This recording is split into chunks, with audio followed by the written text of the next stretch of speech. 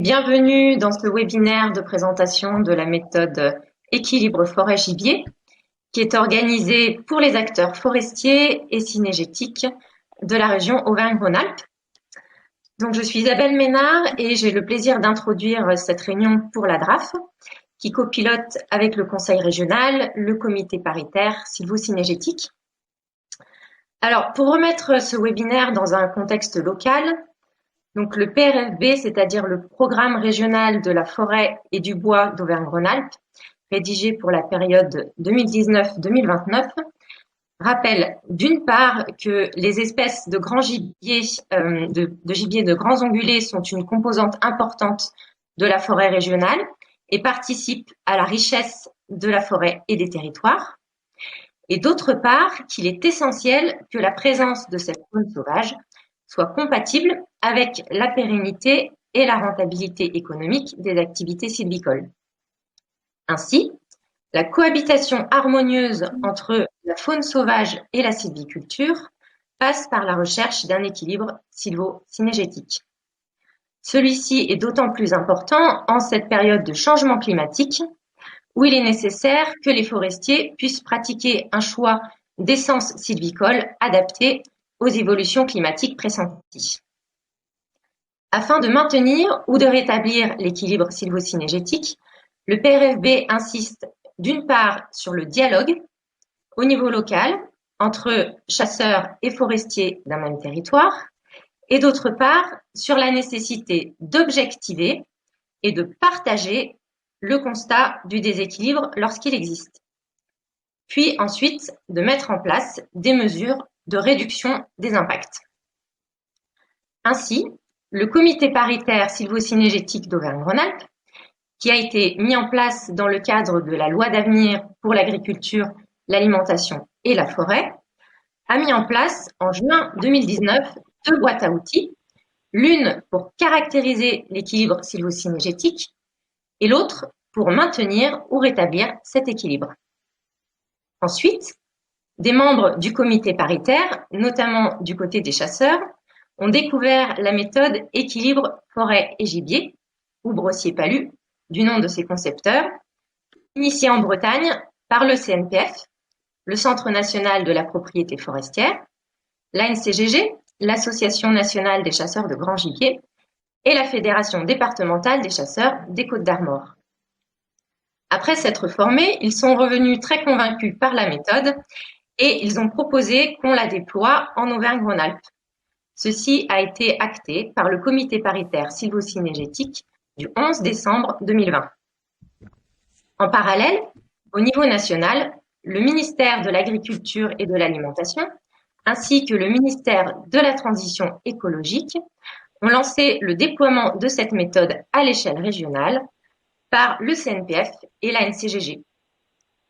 C'est dans ce contexte que nous vous proposons ce webinaire organisé par le CNPF en lien avec la NCGG pour informer sur ce qu'est cette méthode et peut-être susciter des vocations de médiateurs dans nos territoires. Nous souhaitons en effet impliquer largement l'ensemble des acteurs forestiers et des chasseurs de tous horizons dans cette démarche. Nous avons la chance aujourd'hui d'avoir avec nous pour ce webinaire les deux concepteurs de la méthode, messieurs Pierre Brossier et Jackie Palu.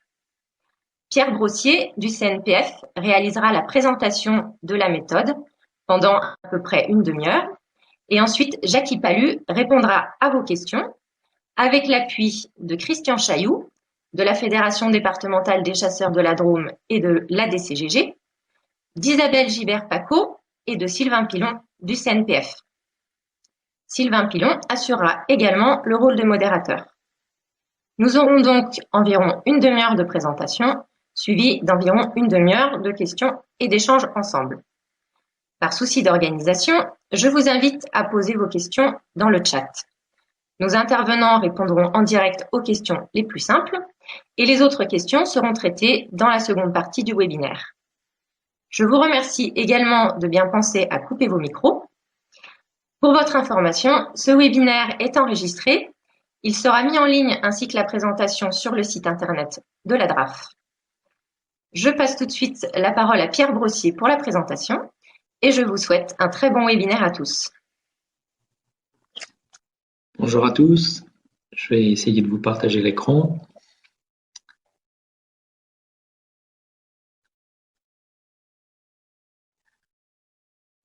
C'est bon, vous voyez? Oui, on voit bien, merci. Alors allons-y. Donc on va essayer de vous présenter très succinctement la démarche. C'est un peu court, 30 minutes, mais on va essayer de tenir le délai. Donc la démarche, c'est pour Jackie, le co-auteur avec qui j'ai travaillé, 12 années de travaux. Ça a commencé en 2009 pour lui, avec la mise en place d'un certain nombre d'indicateurs que vous connaissez bien dans votre région, puisque vous êtes un peu les précurseurs sur les ICO. On en reparlera.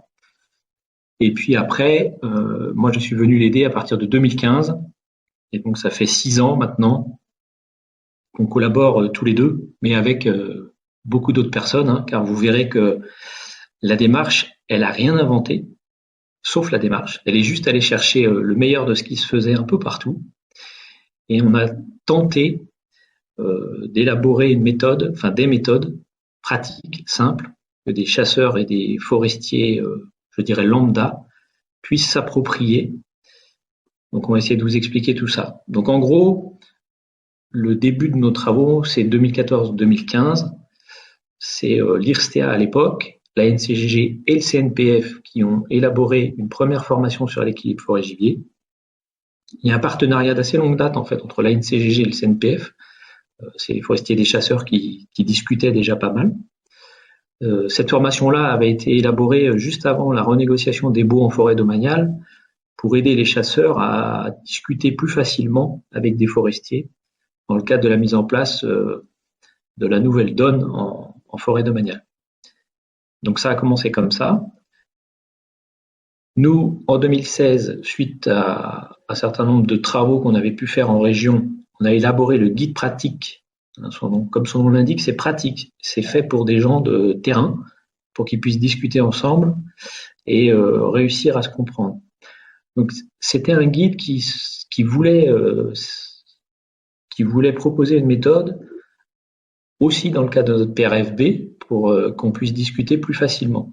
L'idée, c'était vraiment de se concerter, dialoguer, et puis arriver à se comprendre, parce qu'on verra que derrière les mots, un chasseur et un forestier ne mettent pas toujours les mêmes définitions.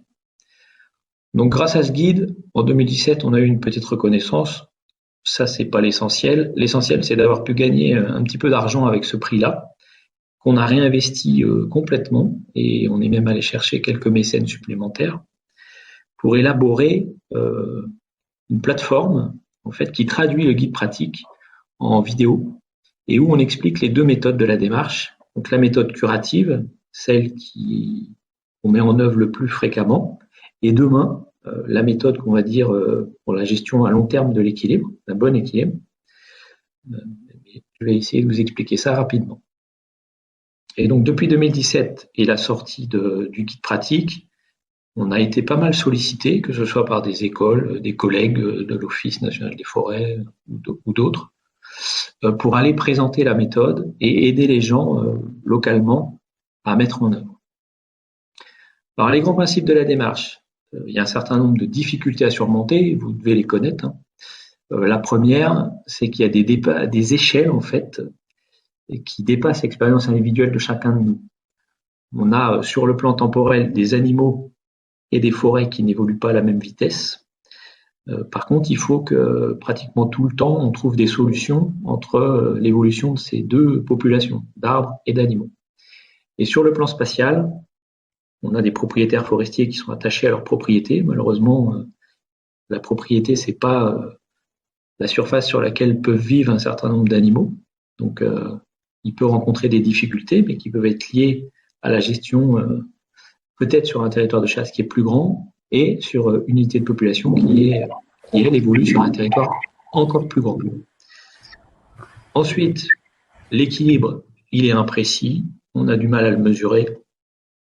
Il se mesure en termes de risque, de situation, ça évolue, il faut tenir compte de son environnement. Donc on verra comment on peut essayer de l'approcher. Et puis, c'est un sujet qui est difficile. Les forestiers maîtrisent plutôt bien tout ce qui est gestion forestière. les chasseurs plutôt tout ce qui est gestion synégétique. Si on veut arriver à se comprendre, on est obligé de faire des efforts, de se mettre un petit peu en danger et d'aller dans le domaine de l'autre pour le comprendre et pour pouvoir comprendre les enjeux et ce qui se passe chez lui. Donc pour s'en sortir, on a essayé d'élaborer des outils qui sont simples et qui permettent d'évaluer et d'aider à prendre des décisions. Donc on verra, il y a deux fiches. Les premières, c'est les fiches d'inventaire simplifiées des dégâts forestiers. Et la deuxième, c'est la fiche du diagnostic qui nous permettra en fait de faire un audit de ce qu'on a appelé les 3 familles. On va y revenir. La deuxième clé, c'est de pouvoir réunir forestiers et chasseurs sur le terrain. C'est important. Quand on est avec des bottes aux pieds au fin fond des forêts, on a souvent plus de facilité à se comprendre et à voir les choses. On voit les mêmes, on discute. C'est beaucoup plus simple que quand on est enfermé autour d'une table dans une salle. Et dans la démarche, on verra que parfois, sur les cas un peu plus complexes, c'est intéressant d'avoir un animateur, un médiateur, mais plus qu'un médiateur, puisqu'il faut qu'il entraîne les troupes, pour aider les gens à trouver collectivement les solutions. Son rôle, c'est pas de trouver la solution, c'est de permettre aux locaux, avec leur intelligence collective, chacun dans son domaine est performant et peut apporter des informations. Et on verra comment mettre ça en musique pour trouver des solutions, tous ensemble, qui conviennent, qui permettent de restaurer ou de maintenir un équilibre qui convienne au plus grand nombre. Donc on a 2 échelles de travail, vous l'avez compris, une méthode curative, locale, et demain, une méthode plutôt préventive, on va dire, où on a le temps de piloter sans être dans la réaction, où on peut s'organiser. Donc la méthode à court terme, il y a 3 grandes phases. La première, c'est de savoir identifier les différents dégâts que peuvent commettre les animaux, et puis les autres dégâts, parce qu'il n'y a pas que des cervidés qui font des bêtises en forêt. Savoir les quantifier. Alors on verra que la méthode, elle est relativement simple. On expliquera pourquoi on l'a simplifiée. Une fois qu'on a fait ces inventaires, on sait à peu près à quoi s'en tenir. Est-ce que l'investissement est en péril ou pas? S'il est en péril ou s'il risque de l'être, il faut analyser les causes du déséquilibre. Et donc là intervient la deuxième fiche, celle qui permettra de faire l'audit des 3 familles, donc la gestion synégétique, comment je chasse, la gestion forestière, comment je m'occupe de ma forêt, et au milieu, la partie administrative fédérale, de quel outil ces administrations-là, les fédérations disposent pour élaborer les plans de chasse en prenant les meilleures décisions possibles avec des bons indices. Et la troisième partie, on verra, une fois qu'on a fait le diagnostic et qu'on connaît notre objectif, c'est quelles actions on va pouvoir mettre en œuvre pour restaurer l'équilibre. On verra que c'est une partie importante parce que souvent il y a de l'inertie et tout le rôle du médiateur, ce sera de dynamiser les personnes pour mettre en œuvre réellement les actions pour lesquelles on s'est engagé. À long terme, on verra ça dans un second temps, mais on n'est souvent pas dans ces situations-là. Mais on verra qu'il faut établir une vigilance et ça passe par un dialogue qui doit être constant sur le terrain, expliquer pourquoi on veut, comment on fait. Et comme on a du temps, comme on a restauré une situation, c'est plus facile, c'est plus simple d'anticiper les choses et on verra qu'on peut mettre et qu'il existe d'excellents outils pour pouvoir piloter à la fois les populations animales et les forêts. Et comment bien se servir de ces outils-là pour élaborer les plans de chasse. Souvent, on a des bons outils, mais malheureusement, ils sont sous-employés. Donc, l'étape incontournable de la démarche, c'est l'inventaire en commun des dégâts. Alors, comment ça marche? Au départ, il y a une alerte. Souvent, c'est un propriétaire forestier ou un gestionnaire qui dit qu'il ne peut pas s'en sortir, qu'il a des soucis. Donc, ça peut arriver sous différentes formes. Vous n'êtes pas sans savoir que France Bois Forêt vient d'ouvrir une plateforme nationale de signalement des dégâts. Donc, ça pourra arriver par là demain. Ça peut arriver par un coup de fil, un mail. Plus rarement, mais ça arrive via des fiches d'inventaire, parce que nos collègues de l'ex-CEMAGREF, devenu IRSTEA puis INRAE, avaient en 2009 réalisé un excellent travail pour quantifier les dégâts dans les plantations et dans les régénérations naturelles. Mais le souci, c'est que leurs outils sont très bons, mais ils demandent beaucoup de temps, beaucoup d'investissement, et souvent c'est du temps que les forestiers et les chasseurs de terrain n'ont pas. Donc, nous, on s'est servi de leurs travaux, on les a un petit peu simplifiés, et on va expliquer comment et pourquoi. Donc, quand il y a une alerte, il faut que les forestiers et les chasseurs qui sont concernés par le terrain s'entendent et aillent sur place pour voir si effectivement il y a un problème ou pas.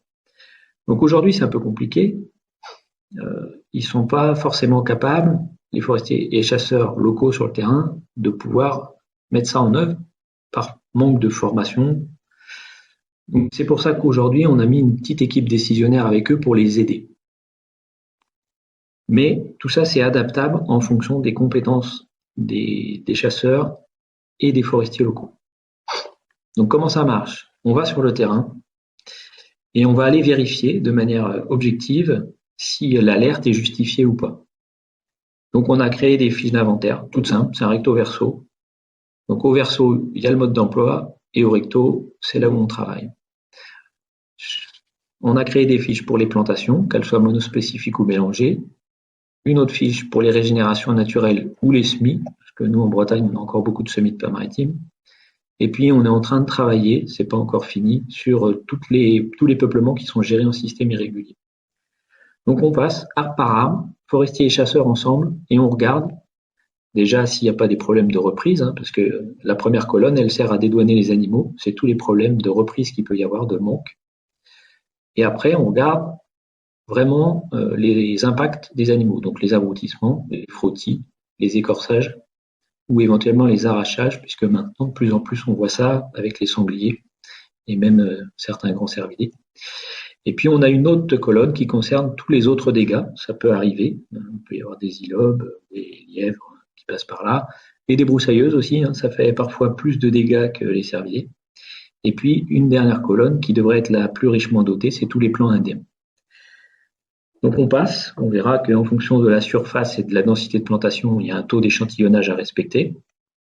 Et à la fin, on fait une petite règle de 3. On connaît tout de suite le résultat avec son téléphone, on prend la calculatrice, on fait une règle de 3 et on sait quel est le pourcentage des différents types de dégâts et quel est le pourcentage des dégâts complets des animaux. Alors, à l'époque, en 2014-2015, le CEMAGREF, l'ANCGG et le CNPF s'étaient mis d'accord sur des taux. Ils sont discutables, mais à un moment donné, il faut fixer des limites. On a dit qu'en dessous de 15% de taux de dégâts, c'était la part normale. Les animaux font partie du système, Madame Ménard l'a rappelé. Ils font partie intégrante des forêts, ils ont le droit de manger, ça pose aucun problème, ils peuvent consommer quelques arbres. Entre 15 et 25%, on peut commencer à dériver assez vite. Donc il faut être vigilant et comprendre peut-être pourquoi on en est arrivé là. Au-delà de 25%, un quart de l'investissement est en péril, ça commence à faire beaucoup. Il faut réfléchir et comprendre pourquoi ça s'est passé. Donc, dès lors qu'on est dans la zone orange ou rouge, il faut aller plus loin dans nos investigations et c'est là qu'on va remplir la fiche du diagnostic. Et donc, on va auditer la manière dont on gère la forêt. Il y a un certain nombre de questions à se poser. Alors, pour toutes ces questions-là, on a rédigé un guide qu'on trouve dans le guide pratique. Et en fait, ça permet de répondre aux questions. C'est les questions qui sont fermées, on répond par oui ou non. Et ça nous permet de coloriser la question en vert quand on est bon, en orange quand on peut s'améliorer, et en rouge quand on n'est pas bon. Donc on fait l'audit sur la gestion synergétique, comment je chasse, un certain nombre de questions à se poser. Pareil sur la forêt. Et au milieu, pour tout ce qui concerne la partie fédérale et administrative, exactement la même chose. Est-ce que ces gens-là disposent des bons outils pour pouvoir élaborer des plans de chasse? Donc une fois qu'on a fait cet audit-là, on voit où ça coince. L'objectif, c'est pas de mettre toutes les cases dans le vert, c'est impossible, mais c'est de voir quelles sont les cases qu'on peut faire passer du rouge à l'orange ou du rouge au vert pour essayer de débloquer le système. Et donc c'est là que collectivement, il faut trouver la solution. Sur des cas très simples, on va prendre un exemple, une plantation de Douglas qui serait très très frottée par des chevreuils, peut-être que la solution, on peut la trouver rapidement.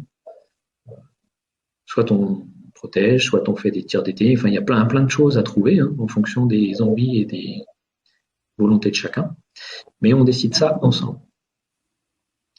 Donc, quand on a fait cet audit, on sait après quel est notre objectif. Stabiliser la population, l'augmenter, l'abaisser. Et on va trouver quelles sont les actions à mettre en œuvre. Donc les actions, elles peuvent être synergétiques, forestières, ou mettre en place des outils pour mieux suivre les populations, pour mieux comprendre ce qui se passe. Voilà, donc là on vous a mis des exemples. On peut cloisonner les régénérations naturelles quand c'est pas fait, pour canaliser un peu la circulation des animaux, faciliter l'entretien des plantations, tout en créant des gagnages et en orientant les animaux. On peut utiliser la complémentarité des modes de chasse pour prélever plus d'animaux. On peut mettre en place des suivis pour regarder quelle est l'évolution des animaux. Voilà. Donc, on met en œuvre des actions, on regarde quels sont leurs effets, et puis on corrige éventuellement. Soit c'est simple, forestier chasseur se débrouille, soit c'est plus compliqué, et là on a besoin d'un animateur, d'un médiateur pour mettre tout ça en musique. Deuxième partie de la démarche, c'est ce qu'on a appelé assurer le bon équilibre sur le long terme.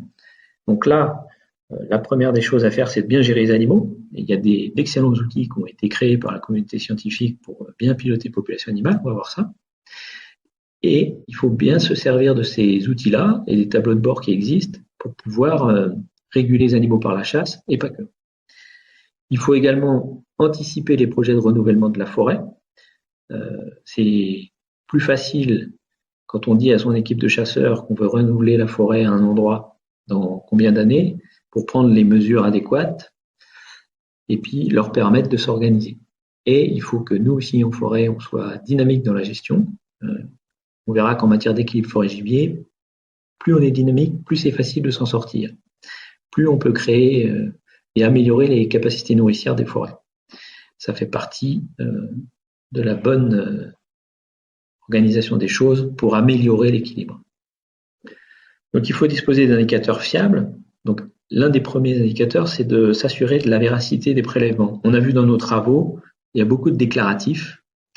Et quand le déclaratif il n'est pas réel par rapport à ce qui se passe sur le terrain, quand on fait croire qu'on prélève 100 animaux, mais qu'on en prélève effectivement 80, bon, sur une année, c'est pas bien grave, mais sur plusieurs années, ça peut se cumuler. Et on peut avoir des soucis et ne pas comprendre ce qui se passe. Voilà. Donc ça peut être une chose à mettre en place. Les indicateurs de changement écologique sont d'excellents outils. Il ne faut pas hésiter à les mettre en place. Alors après, il faut bien les calibrer, parce que c'est des outils qui peuvent prendre du temps. Donc avant de s'engager tout feu tout flamme, il faut savoir de quels moyens financiers et humains on dispose pour les mettre en œuvre, parce que si on les met en œuvre, on s'engage sur le long terme, sinon ça ne sert à rien. Donc il faut bien calibrer le temps qu'on peut y consacrer avant de se lancer. Donc nous, on propose un autre indicateur qui est la mesure de la pression exercée sur le milieu, parce que dans les indicateurs de changement écologique, il y a l'indice de consommation. Il est intéressant, mais il est intéressant quand on est en vitesse de croisière. Quand on est un peu dans le dur, nous, forestiers, ce qui nous intéresse, c'est de savoir si nos investissements, si les peuplements qui sont sensibles, c'est-à-dire les régénérations naturelles, les plantations, elles sont en péril ou pas. Donc avec les fiches d'inventaire simplifiées, on sait tout de suite si l'investissement est en péril ou pas. On a une réponse, déjà on sait localiser les peuplements sensibles, donc on peut dire à nos équipes de chasseurs, voilà, c'est là qu'il faudrait mettre de la pression, puisque c'est là que c'est un peu plus sensible. Et on sait si l'impact des animaux est important ou pas sur ces peuplements-là. Donc on peut réagir très vite. Alors qu'avec l'indice de consommation, on n'a pas d'informations sur les peuplements sensibles, et en plus, ça s'intéresse à toute la flore. Donc c'est bien ça peut être bien dans un second temps, et dans un premier temps, il faut vraiment savoir ce qui se passe sur les peuplements sensibles. Voilà. Et donc, pour tout ce qui est renouvellement forestier, il faut vraiment discuter chasseurs forestiers pour pouvoir anticiper les choses. C'est important de maintenir un dialogue constructif.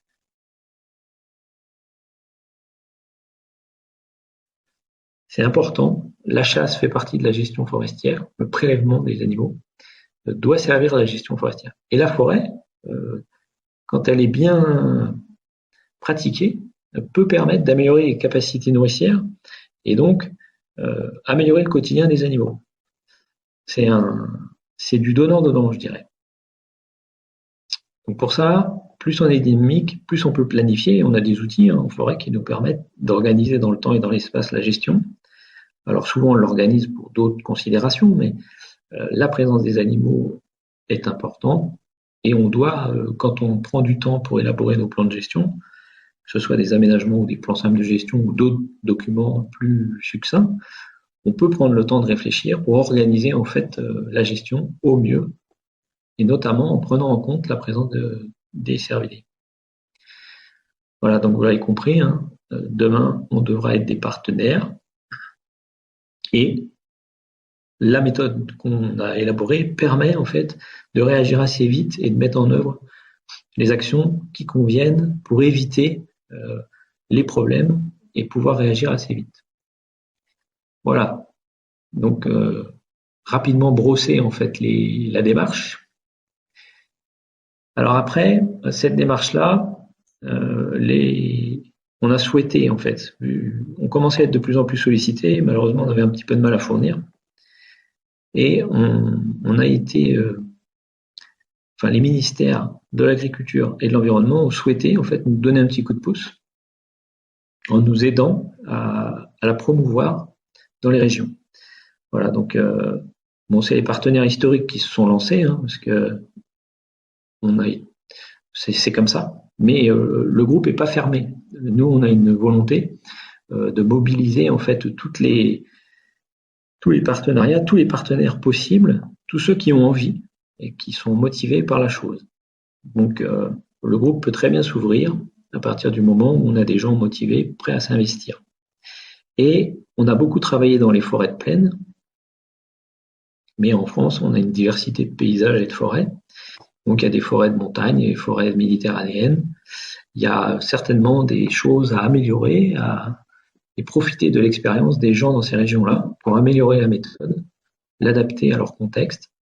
Il y a des contextes aussi d'associations communales de chasse agréées qu'on a chez nous, mais beaucoup moins que dans d'autres secteurs.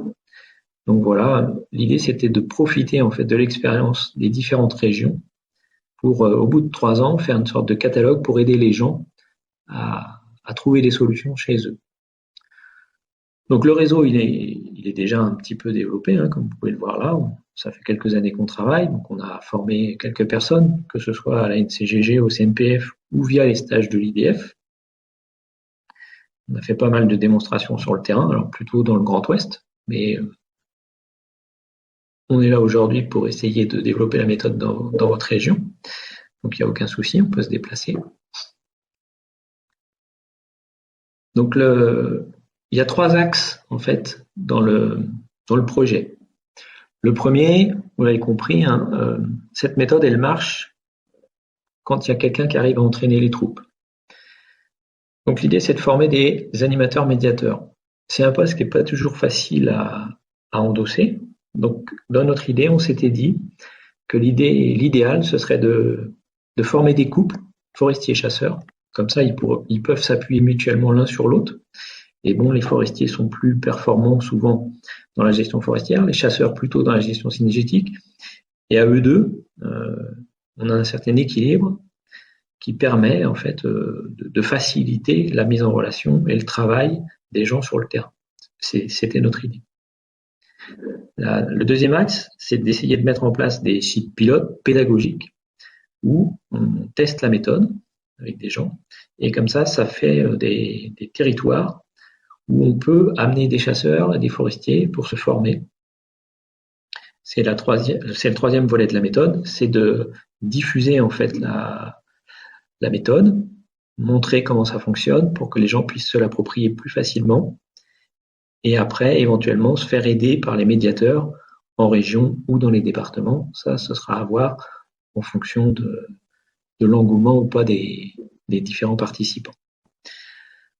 Donc on avait souhaité commencer à former des gens cet été.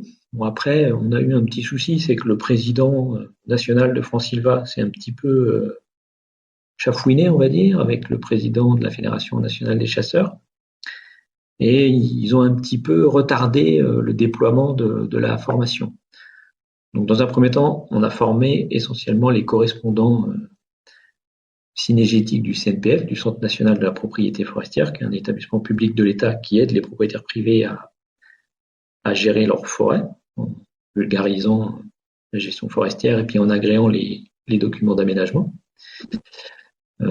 Mais on a l'ambition de former des chasseurs aussi, et si possible, en mixant les publics, forestiers et chasseurs, pour commencer à créer du lien, pour que ces couples-là d'animateurs-médiateurs puissent se mettre en place.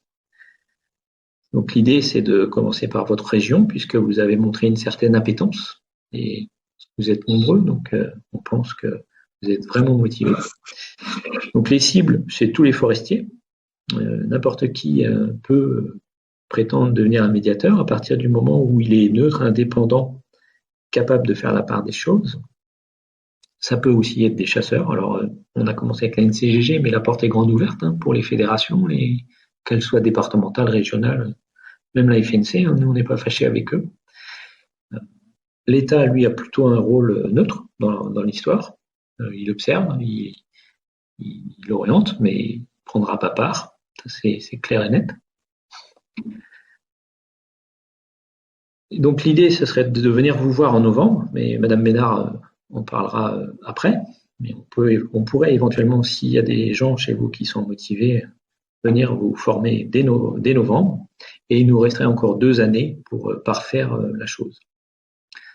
Alors le rôle d'un animateur médiateur, c'est un peu comme une enzyme. Toute seule, ça fonctionne pas bien, mais dans une réaction, quand on a l'enzyme, ça fonctionne mieux. Voilà, donc c'est quelqu'un qui fait pas la place des autres, mais qui crée les conditions pour que les personnes localement puissent se comprendre, discuter dans un climat apaisé, serein, et trouver des solutions.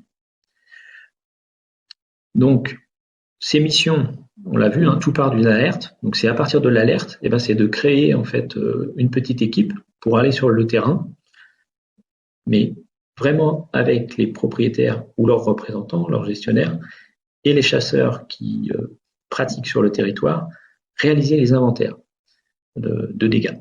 C'est la base de tout. Et après, si on est dans le dur, s'il y a un petit peu trop d'impact, c'est d'essayer d'identifier les causes de déséquilibre et d'aider à la mise en œuvre après d'actions correctives s'il y a besoin. Et d'impulser la dynamique, de lutter contre l'inertie, de motiver les gens pour qu'ils fassent les actions. En faisant ça, ils vont former en fait les chasseurs locaux, les forestiers locaux. Ils vont permettre les échanges. Si ça prend bien, peut-être que ces sites-là pourront devenir des sites pédagogiques pilotes qui serviront de référence pour la suite. Voilà, donc ça c'est un peu ce qu'on attend d'un animateur médiateur. Donc c'est une tâche qui prendra un petit peu de temps. Donc il faut des gens qui s'investissent, qui aillent sur le terrain et qui aient un minimum de connaissances. Mais ça, on verra que par la formation, on peut vous donner les bases et puis après ça se cultive. On sera toujours là pour vous aider. Donc la deuxième étape, c'est de mettre en place des sites pilotes. Donc l'ambition, c'est 36 sites pilotes au bout de 3 ans. Il y a 12 régions. Alors on va enlever la Corse, mais ça fait à peu près 3 sites par région en 3 ans. Ça doit être faisable. Et réaliser des formations, ça c'est important. Il faut que à la fois les chasseurs et les forestiers se forment dans le domaine de l'autre pour pouvoir discuter plus sereinement, plus facilement et mettre ensuite, ça va être à eux tout seuls sur le terrain de se débrouiller. Quand ils auront les bases, il faut qu'ils puissent se débrouiller seuls. Donc les sites pilotes, ils ont plusieurs objectifs. Le premier, c'est technique, améliorer la méthode dans des contextes différents et puis s'approprier la démarche, si vous le souhaitez. Le deuxième, c'est d'entretenir des bonnes relations. Quand on s'engage, c'est un peu comme avec les ICE, on va le faire sur le long terme. On va partager les choses, on va trouver ensemble des solutions, et puis ça pourra servir pour la suite, pour les autres, et pour former d'autres personnes. Alors les sites pilotes, on peut les mettre sur tout type de propriété, que ce soit privé ou public. Ça marche dans les forêts, qu'elles soient soumises au régime forestier ou qu'elles soient privées. Ça peut être à l'échelle d'un territoire de chasse, d'un GIC. Il y a différentes possibilités. À l'échelle d'une commune, d'une AK. L'idée, c'est surtout pas de se substituer aux fédérations. Hein. Donc on ne va pas aller à l'échelle de l'unité de gestion, surtout pas. C'est pas ça l'objectif. Donc ça peut être des propriétés de toute surface. Le tout, c'est des gens motivés qui ont envie de travailler ensemble et de vouloir faire avancer les choses. Le rôle d'un responsable de site pilote. Alors là, on a pris l'exemple d'un chasseur parce que le partenariat initial, il était CNPF à NCGG. Et donc, s'il y avait des chasseurs de la NCGG, mais tous les autres sont les bienvenus, hein, l'idée, c'est qu'ils puissent eux aussi créer des sites à l'échelle de leur territoire de chasse. Donc l'ambition, c'est de gérer ces territoires-là en essayant d'être en équilibre. Donc il faudra suivre tous les peuplements sensibles, feuillus, résineux, plantation, régénération, pour savoir si on est dans le vert, dans le orange ou dans le rouge, hein, comme on l'a expliqué tout à l'heure. Échanger avec les propriétaires forestiers du secteur. Alors s'il y en a qu'un, il y en a qu'un. S'il y en a plusieurs, ce sera plus compliqué, mais l'idée c'est de créer une dynamique pour essayer de se comprendre, faire le point annuellement avec toutes les informations dont on dispose, qu'elles concernent les animaux ou la forêt, et puis décider ensemble des actions à mettre en œuvre. Et donc le troisième, c'était adresser une synthèse annuelle aux responsables, puisque comme il y a un contrat moral sur 3 ans avec les ministères, eh ben, il faudra expliquer ce qu'on a fait, les réussites, les échecs, s'il y en a. Ça fera partie des choses qui permettront en fait d'engranger de l'expérience pour aider d'autres territoires à éventuellement s'emparer de la chose. Donc on va aller assez vite, mais se former comme médiateur, en gros, c'est 2 jours, deux jours, donc, la moitié sur le terrain, la moitié en salle. En fait, il faut faire soi-même pour se rendre compte et puis s'approprier la méthode. Mettre en place un site pilote, on a chiffré ça un certain nombre de jours, on verra ça. Former des gens, ça peut se faire sur une journée, mais ça nécessite un peu de préparation. Ça, c'est un peu de la cuisine interne, faut pas se fracasser. Bon, pour résumer, si vous souhaitez vous former en tant qu'animateur médiateur, ce sera 2 jours, avec moitié terrain, moitié salle. Et pour mieux expliquer la démarche, parce que là, on a quand même été un peu rapide, hein, c'est difficile de l'appréhender, et pour donner envie aux responsables, ce sera une journée. Là, on expliquera dans les grandes lignes une démarche, et il y aura aussi une partie inventaire sur le terrain. Donc vous verrez, Madame Ménard en parlera, mais vous pourrez prendre contact avec Monsieur Chailloux, Isabelle Gibert-Paco pour vous inscrire. Voilà. Et il ne faut pas que vous ayez peur de vous lancer. On assurera un service après-vente. On tentera de vous faire bénéficier de notre expérience et d'un appui pour que si vous vous sentez un peu démuni, on vienne à la rescousse. Ça fait partie du job, je dirais. Voilà, j'en ai fini. J'espère avoir été suffisamment clair et puis on peut échanger. Alors, Pierre, je vais te relayer un certain nombre de questions qui se sont posées et puis après on vous donnera la parole. Donc, une des questions c'est, il y a déjà beaucoup d'outils dans la boîte à outils. Pourquoi une nouvelle méthode? Est-ce que c'est une nouvelle méthode ou est-ce que c'est une synthèse ou voilà, c'est cette méthode par rapport aux autres outils? Si tu peux répondre à déjà cette question-là. C'est pas une nouvelle méthode, enfin chez nous elle n'est pas nouvelle. C'est une méthode en fait qui est pragmatique, qui utilise des outils simples et qui est allée chercher le meilleur de ce qui existait déjà. Et on a essayé de coordonner ça pour que des gens motivés, mais pas forcément des spécialistes, puissent se l'approprier et trouver ensemble des solutions. Je ne sais pas si j'ai répondu, mais Oui, merci. Euh, en En fait, fait, c'est on donne la recette de cuisine. On a dans la boîte à outils, on a tous les ingrédients, mais on ne sait pas faire la soupe, quoi. Là, on a essayé de mettre une recette en place qui est adaptable en fonction de chacun. C'est ça le plus de la démarche, a priori.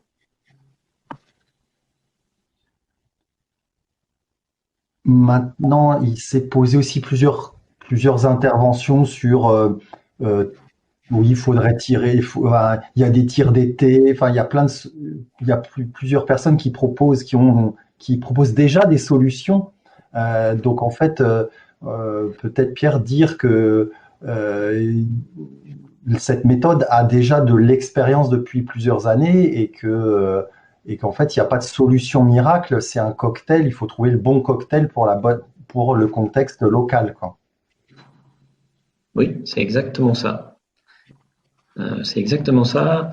La démarche, en fait, elle vous permet de trouver la meilleure solution collectivement, mais il n'y a jamais une recette miracle. C'est à vous de la trouver, et vous la trouverez en vous posant toutes les questions et en identifiant là où ça coince. Et après, bah, ce sera à vous de décider comment vous voulez décoincer le système. Il y a plusieurs manières de décoincer le système en fonction de ses envies, de la manière dont on chasse, de la manière dont on gère la forêt. C'est vraiment une méthode. Moi, je peux pas vous donner de recette miracle, quoi. Je peux juste vous donner la recette pour trouver, et ce sera à vous, collectivement, de trouver ce qui vous convient le mieux. Ok. Ensuite, j'ai une question. Par chez nous, en Auvergne-Rhône-Alpes, on a beaucoup d'ACCA. Est-ce que ça marche aussi dans ce type de chasse qui a une autre organisation que des chasses privées, quoi? Alors en Bretagne, il y a aussi des accords, hein. Il y en a en Ille-et-Vilaine avec un seuil à 20 hectares et il y en a aussi dans le Morbihan avec un seuil à 60 hectares. Donc c'est une méthode qui a fait ses preuves dans tous les types de propriétés. Alors c'est plus facile quand on a des grands propriétaires parce qu'on a moins d'interlocuteurs et souvent l'objectif il est plus facile à trouver. Mais sur le territoire du NACA, on a nos collègues d'Occitanie qui ont fait des choses très intéressantes. Donc c'est possible de trouver des solutions à l'échelle du NACA. C'est sûrement Après, plus difficile, par contre, de trouver le consensus. Ça, il ne faut pas non plus se voiler la face, mais c'est faisable. Après, il y a eu des questions sur la méthode elle-même. 15%, enfin 25. À partir de quand il faut agir? Voilà. Et c'est peut-être dès 15% ou même voilà, parce qu'il y a toujours des effets de seuil, et ce qui peut être supportable chez un propriétaire va être insupportable chez un autre. Donc, comment on manie ces seuils, hein? Alors là, on a été rapide, hein. Donc, je peux me faire taper sur les doigts avec ces seuils-là parce que, enfin, j'ai pas regardé les questions, mais si vous prenez une petite parcelle d'un hectare, renouvelée au milieu de 500 hectares pas éclaircis, vous tenez pas compte de ces seuils-là. C'est obligatoire qu'il y aura des soucis. Donc il faut savoir relativiser. C'est pour ça que c'est important d'avoir des personnes qui maîtrisent chacun dans leur domaine des compétences, quoi. Mais les seuils, à un moment donné, il faut fixer les seuils. Alors, chez nous, et ça s'est révélé dans d'autres régions aussi comme des seuils qui fonctionnent, c'est à partir de 3 hectares de renouvellement dans des massifs où on a une dynamique normale de gestion forestière et où les animaux sont en équilibre avec leur milieu. On y arrive, ces seuils-là fonctionnent très bien. En dessous de 15%, il n'y a vraiment aucun souci. Entre 15 et 25, ça dépend de l'âge de la plantation et du temps qui lui reste à passer pour se sortir de la dent du gibier. Mais il faut être vigilant, parce que si on fait rien, ça fait que de se décaler vers les pourcentages les plus importants. Donc entre 15 et 25, il faut être vigilant. Au-delà de 25%, vous avez quand même un quart de l'investissement qui est parti en fumée. Là, ça peut devenir catastrophique. Donc il est urgent de réagir. Mais Est-ce bon, que je il peux faut interroger tout le contexte autour pour voir, hein, parce que des fois, même à 25, ça peut passer. Enfin, Est-ce que je peux me permettre d'intervenir, Jean-Pierre Amar, d'INRAE? En fait, j'ai un problème, je n'ai absolument pas accès au chat, donc j'ai pas vu les questions et j'ai pas moyen de me signaler pour intervenir. Donc, est-ce qu'éventuellement, à un moment donné, on peut me donner la parole? Eh ben, ce serait le moment. Bonjour Jean-Pierre. Je te passe la Bonjour à parole. tous. Ok, alors ben, Jean-Pierre. merci Sylvain. Voilà, bah, déjà en introduction, ce que je voulais dire, c'est que la philosophie du guide est vraiment remarquable dans le sens où elle favorise la concertation et la médiation. Et à mon avis, c'est un atout majeur qu'il faut privilégier avant même que les difficultés n'émergent. Alors après, il était évoqué en préambule l'importance de la sémantique et du vocabulaire pour bien se comprendre entre différents acteurs. Et je voudrais donc revenir sur la notion fondamentale de dégâts. Dans le guide, il est régulièrement fait référence aux dégâts. Et à mon sens, il y a une confusion dans la mesure où ce ne sont pas de dégâts qu'on parle, mais de pression. C'est-à-dire qu'en fait, on va mesurer des taux d'abrutissement, des taux de frottis ou des taux d'écorsage. Donc, il s'agit de pression et non de dégâts. Et évaluer en fait un dégât, ça impose en effet de parfaitement identifier l'objectif sylvicole poursuivi. Et pour cela, il faut se référer et intégrer des normes sylvicoles pour vérifier si la pression observée remet en cause le bon déroulement de l'itinéraire sylvicole poursuivi. Alors les fiches de dégâts du guide n'intègrent pas dans le processus d'analyse des résultats de ces normes sylvicoles. Donc pour revenir justement au seuil, il a été évoqué des seuils de dégâts, 15%, 15 à 25 et 25%. Et là, je dirais que le CEMAGREF, puisqu'on a été cité, alors bon, INRAE était effectivement CEMAGREF puis IRCA, n'a jamais validé ces seuils de dégâts, mais émis un avis favorable sur le recours à des seuils comme indicateur de pression. Et là, il y a une nuance qui est vraiment importante, parce qu'avec 15% de taux d'abrutissement ou de taux d'écorsage, on va considérer que c'est peu. Mais dans certains cas, sur des peuplements à densité définitive, je vais prendre le cas d'une peupleraie à densité définitive, si vous avez 15% d'écorsage, votre peuplement a un avenir compromis. Donc, en dessous de 15%, vous allez être déjà dans le rouge. Et puis, à contrario, des peuplements de style régénération naturelle de chêne, où on a affaire à une essence assez résiliente, vous pouvez avoir des taux de pression, donc des taux d'abrutissement de 50%, sans pour autant que l'objectif sylvicole soit remis en cause. Donc la notion de dégâts fait impérativement référence à des itinéraires sylvicoles, à des normes, et donc dans les protocoles qui sont produits par le guide, on n'a pas ces références à ces normes. Donc ce sont des indications de pression. Et il faut les prendre en tant que telles, mais pas les transformer en dégâts. Merci Jean-Pierre. On va donner la parole à Pierre qui va. C'est vrai que là, on a un webinaire d'1 heure. Hein. On aura beaucoup de plaisir à approfondir parce qu'il faut 2 jours de formation. Et donc, non mais Jean-Pierre a parfaitement raison dans ce qu'il explique. Mais en fait, il a mis le point sur quelque chose d'important. C'est que si on veut réussir à se comprendre, des fois, on est un petit peu obligé de simplifier les choses pour réussir à se comprendre. Et c'est volontaire d'avoir fait ça. Pour que les chasseurs et les forestiers lambda puissent commencer à initier un dialogue, faut pas être trop pointu. Alors, pour des spécialistes comme nous, c'est frustrant, parce qu'on sait qu'on raconte des bêtises. Mais si on veut que les gens commencent à parler et à se comprendre, on a été réducteur. Les animaux, enfin Jean-Pierre l'expliquerait bien mieux que moi, ils exercent une pression sur le milieu qui devient un dégât quand on passe un certain seuil, quoi. Mais si on dit ça à un forestier lambda, on l'a perdu. On l'a perdu. Donc on parle abusivement de dégâts pour pouvoir réussir à se comprendre. Mais demain, quand on se sera formé, qu'on aura discuté, on pourra être plus pointu et revenir à des choses plus précises.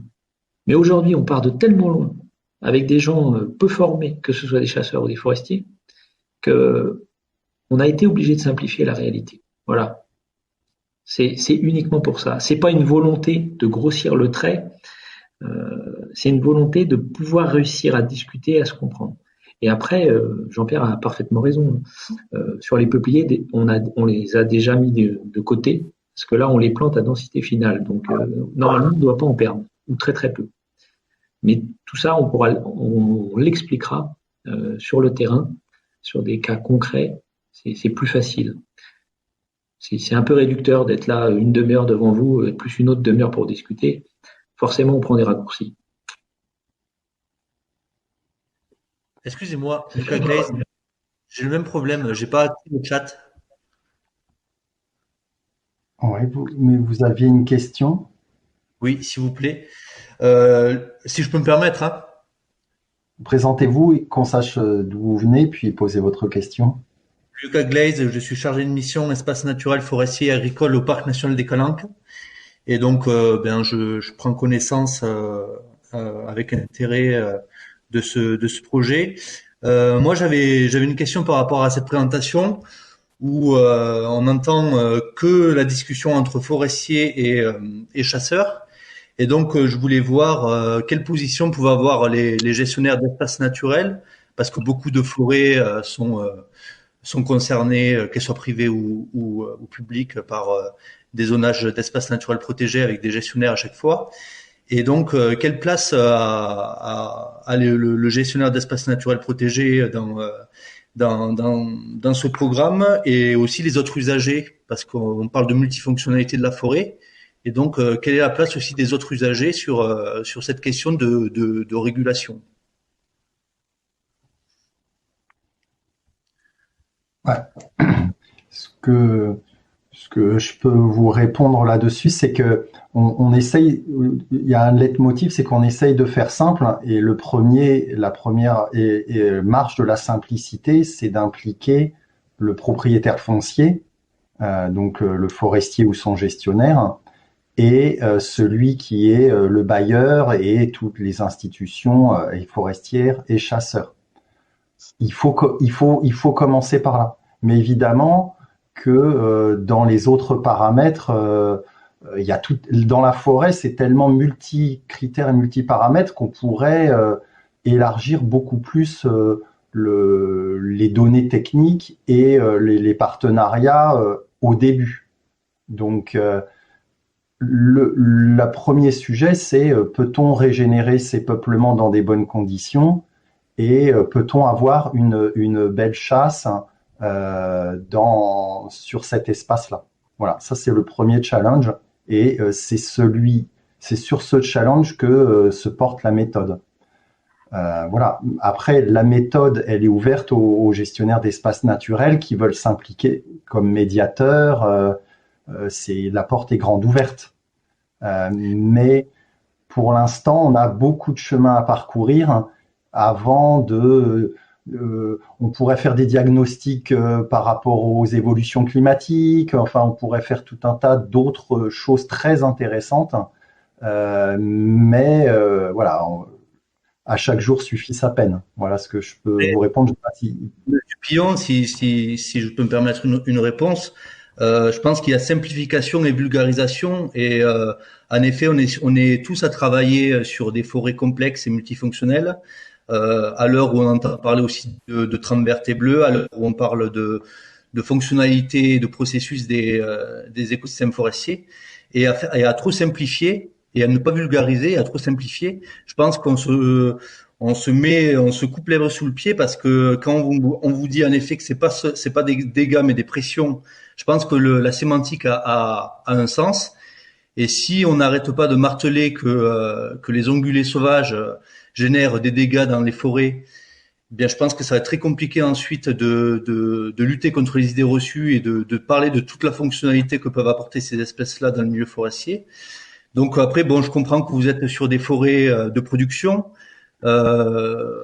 mais je pense que dans un souci là de déployer votre programme sur d'autres régions, notamment méditerranéennes, c'est vraiment intéressant de prendre en compte d'autres fonctionnalités que la production, et d'élargir le regard et d'avoir oui, peut-être une approche un peu plus complexe de ces aspects-là. Écoutez, voilà, on peut pas faire un débat, mais en tout cas, on peut mesurer d'autres essences que les essences à visée productive dans la méthode.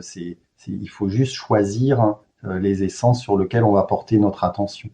C'est Donc, en fait, on peut élargir la réflexion à autre chose que la production, mais je simplifie à l'extrême le propos, quoi. Voilà, on va clore et, et ouais. vous viendrez aux formations de médiateurs, la porte est grande ouverte. Alors, on peut quand même compléter un tout petit peu, Sylvain, en disant que l'objectif de la méthode, c'est d'avoir des animaux en excellente santé et une forêt qui se renouvelle toute seule sans artifice. Si on arrive à ça, normalement, la diversité de la forêt, on l'aura, quoi. Et, et on pourra quantifier, mesurer des choses, mais on part d'un peu loin.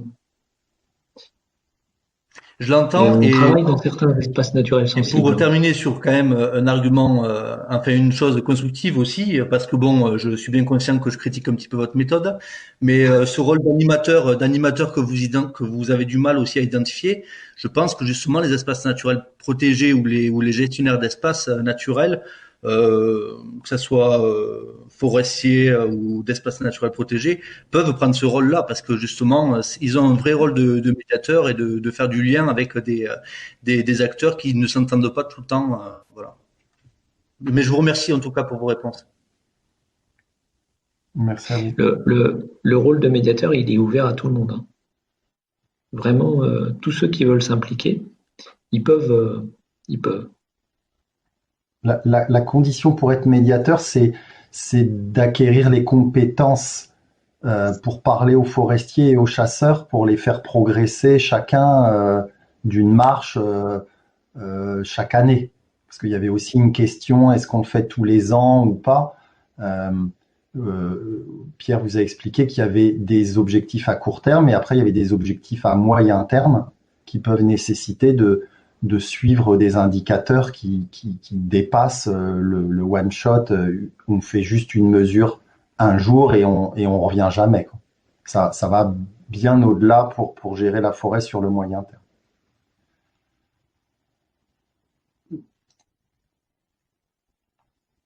Je pense que est-ce que Monsieur Chailloux, vous voulez apporter une réponse ou un complément?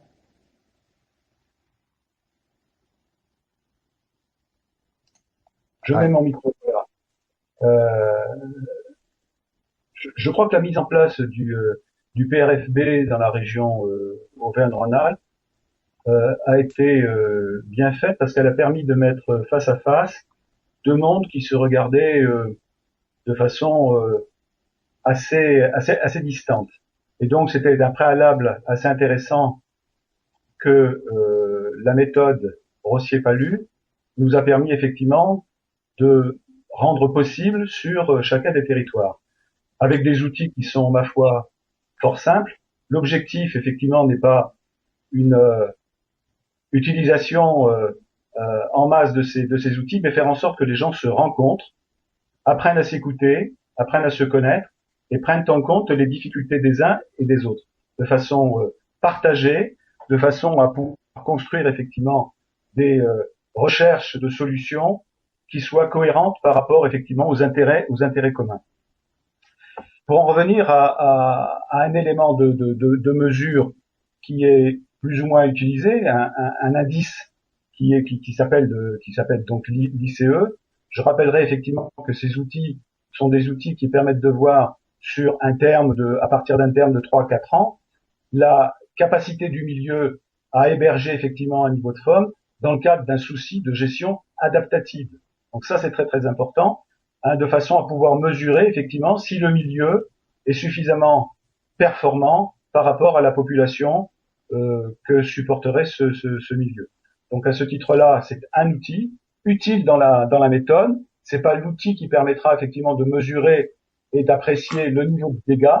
Je crois que les fiches sont là pour permettre effectivement un audit objectif, partagé entre chasseurs et forestiers sur des parcelles plus ou moins grandes, sur des territoires plus ou moins importants, de façon à ce que chacun puisse prendre à son compte les solutions qui conviennent.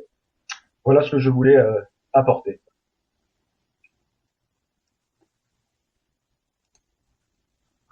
Alors, je vois Monsieur Beignet qui agite la main et je vous passe la parole. Votre micro, moi j'ai débloqué votre micro, mais pas de votre côté.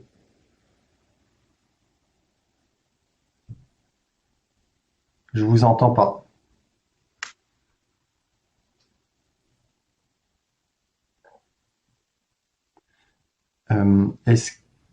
Non, on vous entend pas. Posez votre question dans le petit onglet message, hein, si vous le pouvez. Et sinon, on vous invitera à poser la question à Isabelle Gibert-Paco ou à Christian Chailloux qui se font un plaisir de vous répondre après, si malheureusement. Peut-être qu'il est 18h06, je peux passer la parole à Isabelle Ménard, hein, pour faire une conclusion. Oui, merci. Un grand merci à nos intervenants d'aujourd'hui et puis à Sylvain Pilon pour l'organisation du webinaire. Merci à tous pour votre participation. Les échanges ont été riches. Il y a eu pas mal de questions, de réponses aussi dans le chat. Vous êtes peut-être un peu frustrés que ce soit déjà fini. Il y a encore plein d'autres sujets à aborder. Et justement, on va vous proposer des journées au mois de novembre pour prolonger les échanges sur ce sujet. Donc, nous espérons que cette démarche de dialogue et de constat partagé a suscité votre intérêt et que certains d'entre vous nous accompagneront pour son déploiement en région Auvergne-Rhône-Alpes et puis aussi sur les autres régions, mais c'était pas forcément l'objet des journées qu'on va organiser en Auvergne-Rhône-Alpes. Donc, pour les personnes qui sont intéressées à devenir médiateurs opérationnels de terrain, nous allons organiser 2 journées de stage de terrain. Pierre Brossier en a parlé tout à l'heure. Donc, au niveau des dates, il y aura donc ce stage pratique les 23 et 24 novembre. Ça se situera dans le Puy-de-Dôme. Donc, il y a un changement par rapport à ce qui avait été annoncé au départ. On sera sur des formations qui vont durer 2 jours. Ensuite, par ailleurs, donc Pierre Brossier en a touché un mot aussi. Il y aura pour les personnes intéressées à découvrir plus amplement la méthode, mais qui ne souhaiteraient pas forcément s'engager pour devenir médiateur, nous organisons une journée de découverte et donc la date à noter sera le 25 novembre. Pour le stage pratique et pour la journée de découverte, donc les personnes à contacter, les candidatures seront à envoyer à Isabelle Gibert-Paco au CNPF et puis à Christian Chailloux, donc à la Fédération départementale des chasseurs de la Drôme. On peut peut-être remettre leurs coordonnées dans le chat. Et puis moi, j'enverrai un message à tous les participants inscrits et puis ceux qui ont participé, dont on pourra récupérer les adresses mail assez rapidement pour vous rappeler les dates, le lieu et puis les coordonnées des personnes pour vous inscrire. Donc si les vocations sont nombreuses et qu'il y a plus de demandes pour assister à ce stage de terrain et à cette journée d'information, nous aurons une priorisation des candidatures qui sera faite de façon totalement transparente au niveau du groupe technique du comité paritaire sylvo-cynégétique. Et les personnes dont la candidature n'aura pas pu être retenue pour la session de novembre 2021 se verront proposer des places sur les sessions de 2022 et de 2023. D'autre part, nous allons mettre en place donc les sites pilotes dont on a parlé tout à l'heure sur les territoires dès 2022, en lien avec l'ensemble des acteurs du territoire, bien sûr. Je termine en vous indiquant que ce webinaire ainsi que la présentation qui a été faite par Pierre Brossier seront mis en ligne sur le site internet de la DRAF Auvergne-Rhône-Alpes à la rubrique Forêt, Bois, Énergie. Donc vous pourrez revoir le webinaire et reconsulter la présentation. Merci à tous pour votre présence à ce webinaire et puis j'espère à très bientôt dans le cadre des journées qu'on va organiser.